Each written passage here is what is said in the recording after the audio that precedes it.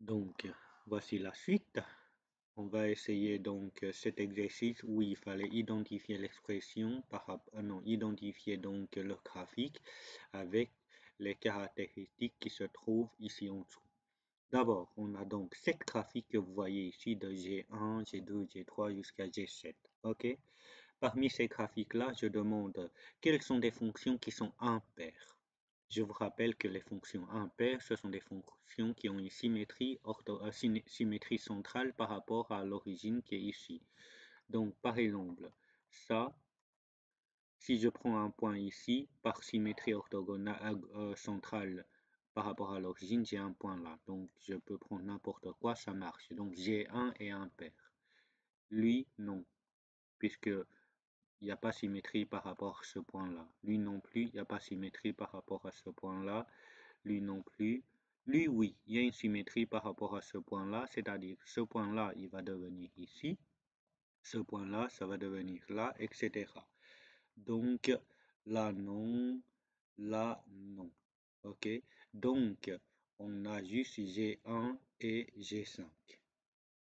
G1 et G5. Les fonctions qui sont paires. Les fonctions qui sont paires, c'est celles qui ont une symétrie orthogonale par rapport à l'axe des Y. Là, non, c'est pas le cas. Là, non plus. Là, oui, c'est le cas. OK, G3, c'est bon. Lui, non. Lui, non. Lui, non. Mais lui, oui. Là, oui. On a une symétrie, on a un effet miroir. Donc, c'est G3 et G7. G3 et G7. Quelle fonction correspond à valeur absolue de x plus 1? Donc, valeur absolue de x était comme celui-là. Plus 1, comme c'est à l'intérieur avec le x, cela voulait dire que le graphique est déplacé vers la gauche de 1. On va juste voir quel est celui, c'était le G2. OK? Donc, le G2. Quelle fonction, donc, l'ordonnée à l'origine vaut moins 1? Donc, l'ordonnée à l'origine, je vais essayer de noter donc tous les ordonnées à l'origine. Lui, l'ordonnée à l'origine c'était 0. Lui, l'ordonnée à l'origine c'est 1. Lui, l'ordonnée à l'origine c'est 2. Lui, l'ordonnée à l'origine c'est moins 1. Lui, l'ordonnée à l'origine c'est 0. Lui, l'ordonnée à l'origine je ne vois pas. Et là, l'ordonnée à l'origine c'est ici. Donc, il y en a juste le G4 qui convient. G4. Le graphique de cette fonction subit une translation verticale par rapport à la fonction de référence. Subit une translation verticale. Une translation verticale, il n'y en a que, si je regarde une translation verticale, il y en a lui, ok, et il y en a aussi lui. Et les autres, ce n'est pas le cas puisque on ne l'avait pas translaté vers le haut ni vers le bas. Ici, la fonction de base, pourquoi on doit choisir? Puisque la fonction base, c'est ça. OK. Qu'est-ce que je dois faire? Je dois faire une symétrie orthogonale par rapport à l'axe de X, puis translater vers le haut de 2. OK. Et là, je dois faire une... c'est le X carré qui est ici. Donc, pour obtenir le graphique qui est là, je dois faire une symétrie orthogonale par rapport à l'axe de X, et puis translater vers la gauche de 2, et puis translater vers le haut de 1. Donc, dans tous les cas, on a une translation verticale pour ces deux-là. Donc, c'est G3 et G6. G3 et G6.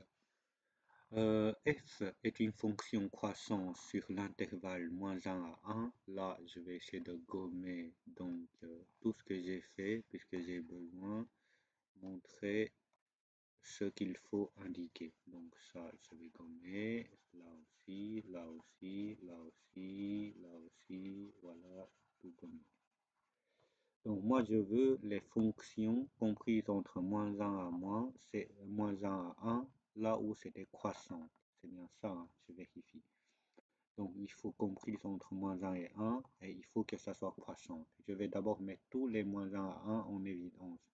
Moins 1 à 1, moins 1 à 1, moins 1 à 1, moins 1 à 1 et moins 1 à 1. OK? Donc là, si je regarde ici, entre moins 1 et 1, c'est décroissant. Ça ne nous convient pas. Entre moins 1 et 1, là, c'est croissant. Donc G2, ça convient. Là, ça monte et ça descend. Donc ça convient pas. Là, ça monte et puis ça descend et puis ça remonte. Ça convient pas. Ici, par contre, là, ça monte. OK, entre moins 1 et 1, donc ça convient. Là, ça descend, ça convient pas. Là, ça monte et ça descend, ça convient pas. Du coup, il y a G2 et G5. G2 et G5. Domaine de la fonction, il faut que le domaine de la fonction soit égal à moins 2 à 2, compris.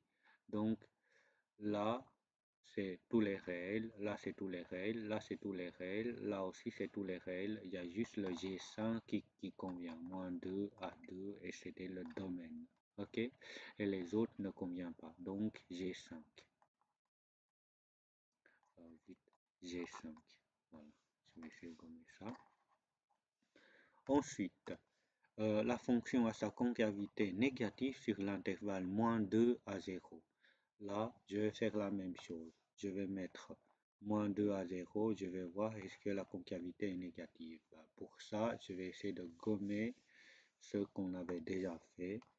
Là, je n'ai pas besoin. C'était moins 2 à 0 cette fois-ci. Donc, moins 2 à 0, c'est là. C'est là. Moins 2 à 0, c'est là. Moins 2 à 0, c'est ici. Moins 2 à 0, c'est là. Moins 2 à 0, c'est ici. Moins 2 à 0, non, c'est là. Moins 2 à 0, c'est là. OK? Donc, là, il n'y a pas concavité pour la première, ni pour la deuxième, ni pour la troisième. OK? Ici, dans cette zone-là, la concavité, en fait, si on suit, la concavité, elle est bien vers le bas, donc c'est négatif. Donc lui, on peut le prendre. Ici, la concavité est positive, donc on ne prend pas. Là, en fait, c'est un morceau, mais c'est ce graphique-là, mais la concavité, elle est bien vers le bas, donc lui, on peut le prendre, puisque si je le prolonge, donc la concavité est bien vers le bas. Et là, avant, la concavité est vers le haut et après, la concavité est vers le bas, donc ce n'est pas le cas. Donc il y en a moins, il y en a G4 et G6. G4 et G6. OK? On va passer aux autres. Maintenant, construire le graphique de f de x qui est égal à ceci par manipulation des fonctions, etc., justifiant, décrivant avec des couleurs, etc. Donc, on a la fonction de base. Oui, là, vous devez absolument respecter ce que moi je fais maintenant.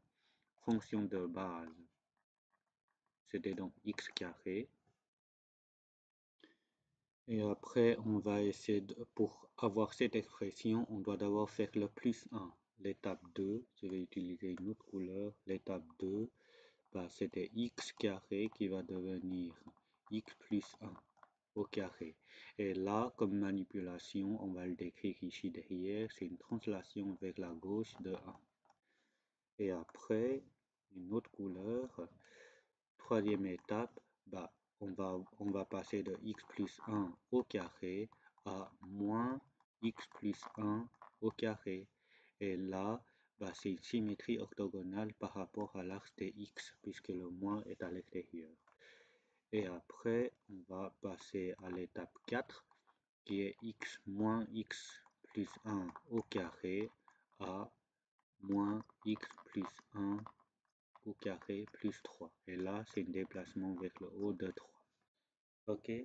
Donc, si on continue, on doit représenter donc tout ça dans le plan ici en dessous. D'abord, x carré. Il faut bien connaître les points par cœur. OK? X carré, je vous conseille de connaître ces 5 points.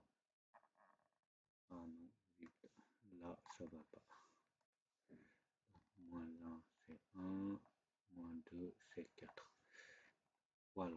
Ça, c'était le graphique des x carré. Voilà. Et étape 2, c'est en rouge, un déplacement vers la gauche de 1. Un déplacement vers la gauche de 1. Ce point-là, on va le déplacer de 1 par là. Ce point-là de 1 par là. Ce point-là de 1 par là. Celui-là ici. Celui-là là. Donc le graphique, ça va donner comme celle-ci. Voilà. C'était pas très lisse, hein, mais ça c'est puisque sur une tablette comme j'ai ici, ça va pas marcher très bien. Mais chez vous, ça doit être plus propre que ce que moi je fais. Étape 3, bah, c'est une symétrie orthogonale par rapport à l'axe des x. Donc ce point-là, ça va y égale à 4, bah, il va devenir en y égale à moins 4. Ce point-là, y égale à 1, on va arriver à moins 1.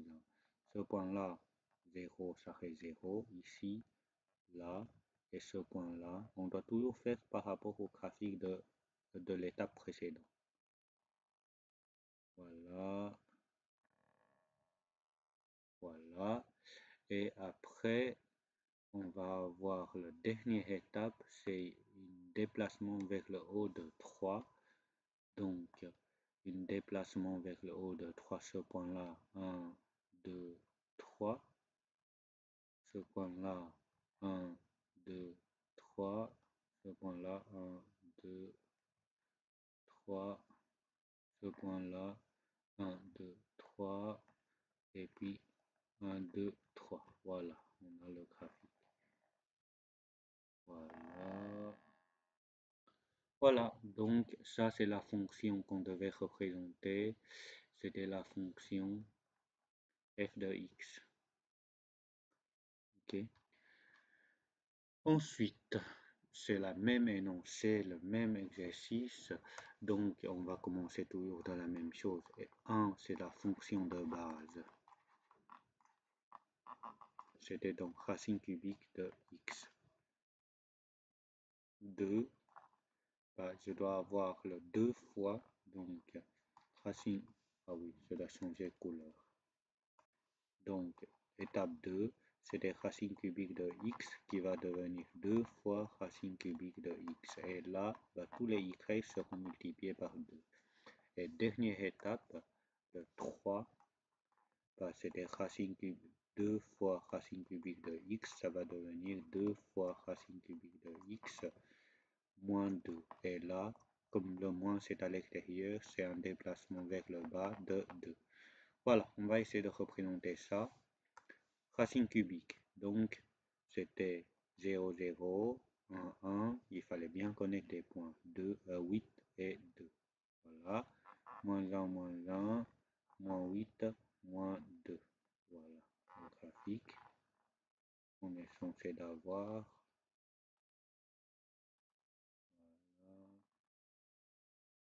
Voilà. Et ensuite,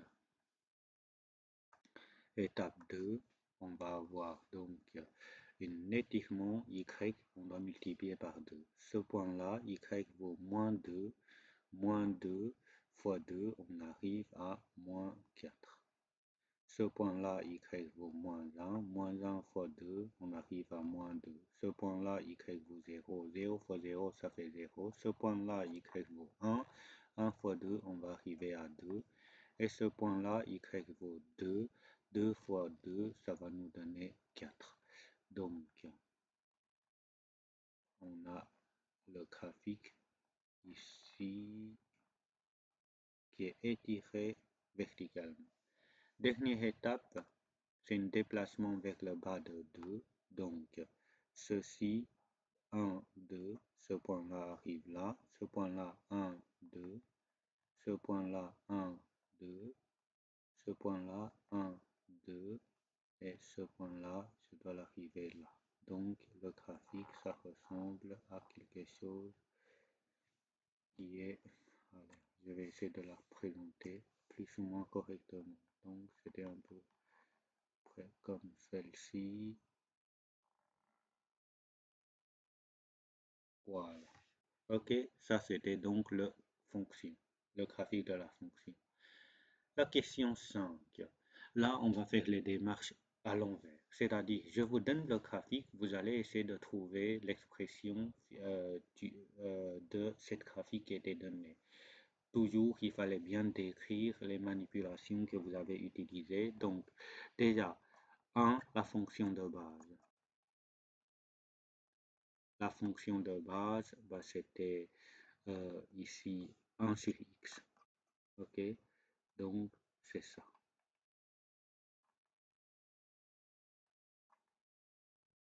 Donc, voilà. Voilà. Ensuite, pour passer donc de cette fonction bleu en vert, il y a deux manipulations qu'on devait faire. D'abord, on va de là à là, et après, on va de là à là. Donc, étape 2, bah, ça sera une translation vers la gauche de 2, ce qui signifie qu'on va avoir 1 sur x plus 2 à partir de l'étape précédente. OK? Et après, il fallait rajouter le déplacement, le 3, vers de 1 vers le bas de 1, bah 1 sur x plus 2, ça c'est l'étape précédente, moins 1, et on a l'expression. Ça va? Donc, celui-là, donc on va avoir la fonction de base, c'était racine carrée de x, donc les points ici, là et là. Ok, voilà le graphique. Et après, on doit faire un déplacement vers la gauche de 1, étape 2, donc par là de 1, ce qui signifie qu'on va avoir racine carrée de x moins 1. Donc, on va avoir un point ici, un point là et un point là. Voilà le graphique. Et étape 3, là, il faut sentir ce point-là, on passe de là à là. Donc, au lieu d'avoir 1, j'ai 2. Ce point-là, je passe de 2 à 4. Donc, chaque fois, c'était multiplié par 2. Donc, 3, c'est un étirement. Donc, les y sont multipliés par 2. Ce qui signifie qu'on va avoir 2 fois racine carrée de x moins 1. Et c'est l'expression qu'il nous faut. OK? On va voir encore un ou deux exemples. Un, oui, ici. Voilà. Là, la fonction de base, c'est de x carré. OK? Là, là, là. J'ai pas de 4, donc tant pis. On va essayer de prendre un petit boss comme ici. Voilà. Et après, qu'est-ce qu'il faut faire pour arriver à ceci? Bah, il faut voir d'abord, on peut faire une translation par là de 2. 2 par là de 2. Ce qui signifie qu'on va avoir x moins 2 au carré. OK? Et après, je vais obtenir celle-ci. Et qu'est-ce qu'on va faire après? Bah, on peut faire un SOX. Donc, étape 3, un SOX, bah, j'ajoute un signe moins devant l'expression x moins 2 au carré. Donc, le rouge va devenir le rouge, ça va devenir, bah, ce point-là s'arrête ici. Ah non, c'est le rouge que je dois regarder. Donc, ce point-là, je vais l'avoir ici. Ce point-là, là, s'arrête. Ce point-là, je vais l'avoir là. OK? Et dernière étape, bah, pour avoir le graphique en noir, bah, euh, je dois faire un déplacement vers le haut de 1. Déplacement vers le haut de 1. Ce qui signifie que je vais avoir toute l'expression que j'ajoute